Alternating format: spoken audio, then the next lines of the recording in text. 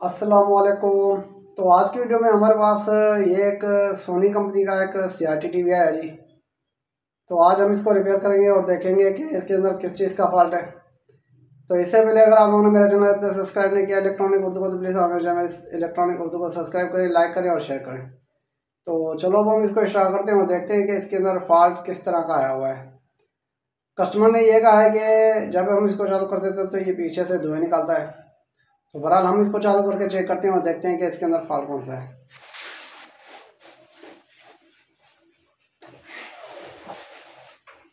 तो बहरहाल मैं अभी इसको पावर में लगाता हूँ।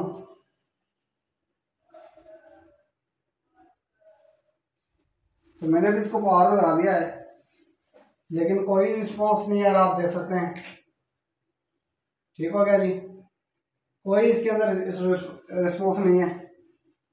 तो बहरहाल मैं अभी इस टीवी को खोल लेता हूँ। पहले ये मैंने पावर इसका निकाल दिया है, ये देख लें, पावर स्विच मैंने इसका निकाल दिया है। तो अब हम इसको खोलते हैं और खोलने के बाद हम इसको चेक करते हैं कि इसके अंदर फॉल्ट कौन सा आया हुआ है। तो बहरहाल अगर अभी आप देखें तो मैंने इसका पीछे वाला जो कवर है वो मैंने खोल दिया है जी। तो काफ़ी मिकदार में इसके अंदर मट्टी है जी, ये देख सकते हैं आप, काफ़ी मिकदार में इसके अंदर मट्टी है। तो ये आप देख सकते हैं काफ़ी मिकदार में इसके अंदर मट्टी है। तो ये देखें जाले वगैरह बने हुए हैं। तो बहरहाल मैं अभी इसको पहले सफाई कर लेता हूँ। इसकी सफाई करने के बाद हम इसको चेक करते हैं कि इसके अंदर फॉल्ट कौन सा है। ठीक हो गया, तो पहले मैं इसकी सफाई कर लेता हूँ और उसके बाद हम आपके साथ ये वीडियो आगे शेयर करते हैं। तो बहरहाल देखें, तो मैंने इसकी हल्की फुल्की सफाई कर ली है जी। तो ये काम करने जैसा हो गया। अभी इसके साइड के स्पीकर मैंने निकाल के रखे हुए हैं, ये देखें, ये नीचे रखे हुए हैं मैंने। इसके स्पीकर जो हैं वो साइड के मैंने नीचे रखे हुए हैं निकाल के। ठीक हो गया जी। तो इसकी सफाई भी थोड़ी बहुत मैंने कर ली है। तो अब पहली बात तो ये है कि कस्टमर का कहना था कि इसमें से धुएँ निकले, तो हमें इसमें से थोड़ी सी तवज्जो लगानी है और यह देखना है कि इसमें से अगर धुएँ निकले तो उसकी रीज़न क्या बनी, किस वजह से इसमें से धुएँ निकले थे। तो उसके लिए पहले इसको अच्छी तरह से हम देखेंगे, क्योंकि अगर धुएँ निकले तो ज़ाहिर बात है अगर कुछ ना कुछ आँखों से भी नज़र आना चाहिए। तो बहरहाल पहले हम अपनी आँखों से देखेंगे और सफाई करने के दौरान तो मुझे ऐसा कुछ नहीं मिला, लेकिन एक चीज़ ये देखा है, मैं आपको दिखाने की कोशिश करता हूँ। ये देखिए, ये कैपेसिटर है, लेकिन इसके अंदर जो मट्टी है वो जमी है, बाकी सारे कैपेसिटर के ऊपर से मट्टी हट गई है, ये देखें आप। और ये देखें, ये जो कैपेसिटर है ये फुला हुआ थोड़ा सा नज़र आ रहा है और ये थोड़ा सा गीला भी नज़र आ रहा है। तो इसका मतलब ये है कि ये देखें, ये हल्का सा गीला भी नज़र आ रहा है। तो इसका मतलब ये है कि यही कैपेसिटर हो सकता है कि ख़राब हो। तो इस कैपेसिटर को मैं बाहर निकालूंगा। ये फुला भी हुआ है, यहाँ से देखें तो ये फुला भी हुआ है। तो पहले तो हम इस कैपेसिटर को बाहर निकालेंगे और इसको चेंज करेंगे। चेंज करने के बाद इसको हम चलाएंगे और देखेंगे कि इसके अंदर मज़ीद किस चीज़ का फॉल्ट है। बकाया तो ऐसी कोई चीज़ हमें सामने से नज़र नहीं आ रही, एक यही कैपेसिटर है, इसके अलावा और कोई चीज़ हमें नज़र नहीं आ रही। ठीक हो गया जी, बकाया मैंने सारा देख लिया जी। और इसमें एक और चीज़ आपको बता दूं, यहाँ पर एक जुगाड़ किया गया है जी। इसके हीटर के वोल्टेज कम थे, तो इस पर 2-3 टर्न निगाह लगा के ना तो हीटर के वोल्ट बढ़ाए गए हैं। तो इन्होंने यहाँ से जुगाड़ मारा है हीटर के वोल्टेज के लिए और यहाँ से इसको यहाँ से कनेक्शन दे दिए हैं।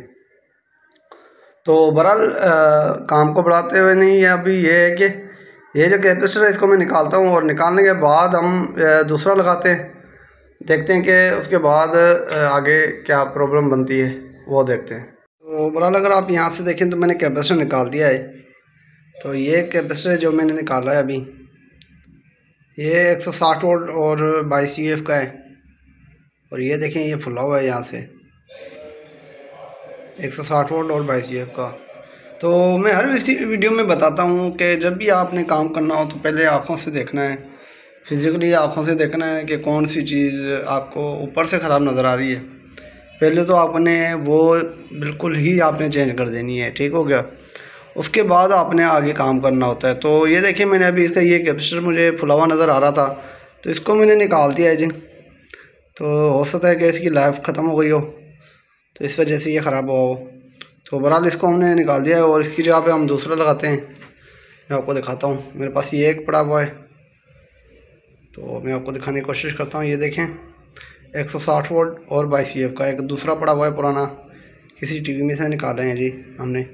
तो ये ख़राब है जी, और ये जो वाइट कलर का है ये अभी हम लगाने वाले हैं नया। तो बहरहाल मैं अभी इसको लगाता हूँ यहाँ पे, और लगाने के बाद मैं आपको चेक करवाता हूँ। दोस्तों ये देखिए मैंने अभी इसको दूसरे को लगा तो लिया है, लेकिन इसमें से भी धुआं निकल रहा है, जो कि कस्टमर की बात थी वो बिल्कुल सही थी। तो मैं इसको लगा के आपको चेक करवाता हूँ। ये देखें, ये देखें इसमें से धुआं निकल रहा है जी। मैंने अभी इसको लगाया और इस कैपेसिटर से धुआं निकलना शुरू हो चुका है दोबारा। तो ये आप देख सकते हैं। तो बहरहाल इसको अभी निकालेंगे और यहाँ पर वोल्टेज वगैरह चेक करेंगे, आखिरकार क्या वजह है जो ये कैपेसिटर ज़्यादा हीट हो रहा है।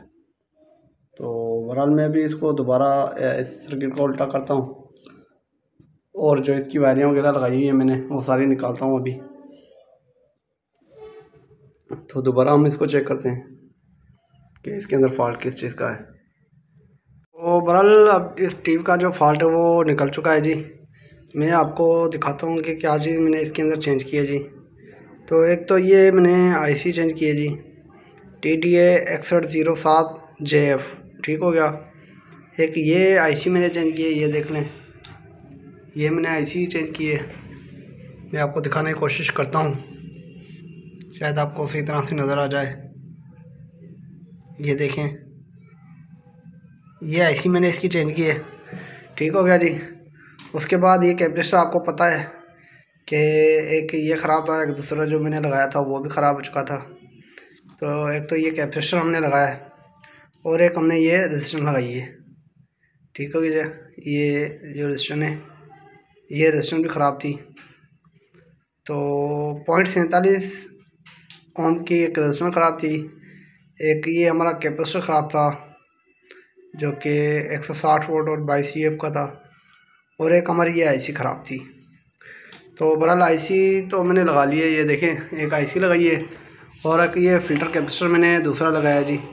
अच्छा एक और बात, इस पर जो पहले कैपेसिटर लगा हुआ था वो 22 UF का लगा था, 160 वोल्ट और 22 UF का, और अभी मैंने जो लगाया वो 47 UF का लगाया है, ठीक हो गया।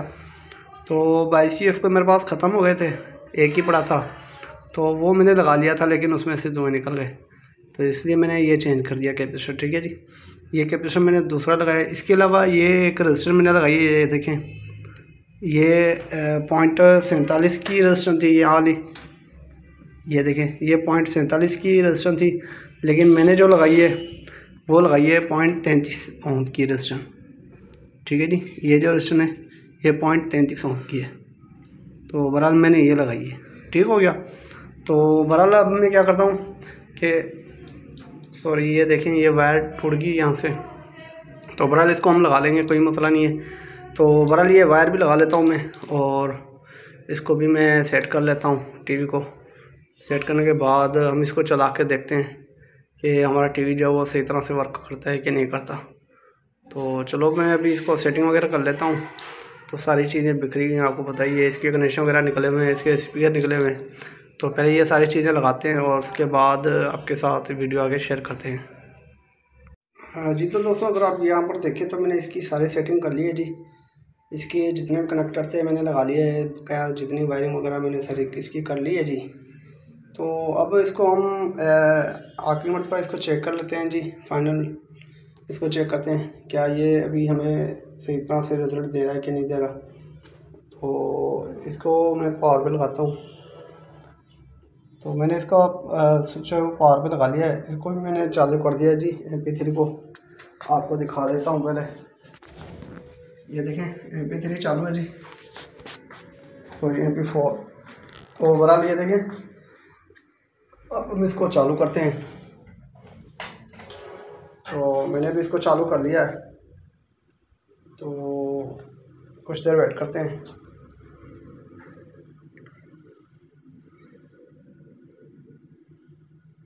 तो कुछ देर वेट करते हैं अभी। ये देखें, तो हमारा जो टीवी है वो बिल्कुल सही तरह से चालू हो चुका है, आप देख सकते हैं। तो बहरहाल 3 चीज़ों की वजह से ये टीवी ख़राब था सोनी का। तो बहरहाल अभी हमने इसको रिपेयर कर लिया है। तो ये मेरी वीडियो आपको कैसे लगी। उम्मीद करता हूँ कि ये मेरी वीडियो आपको अच्छी लगी होगी। अगर ये मेरी वीडियो आपको अच्छी लगी तो प्लीज़ आप मेरे इस वीडियो को लाइक शेयर और सब्सक्राइब करें। तो अब तक के लिए इतना ही। इंशाअल्लाह अगली वीडियो के लिए जल्द हाजिर होंगे। अल्लाह हाफ़िज़।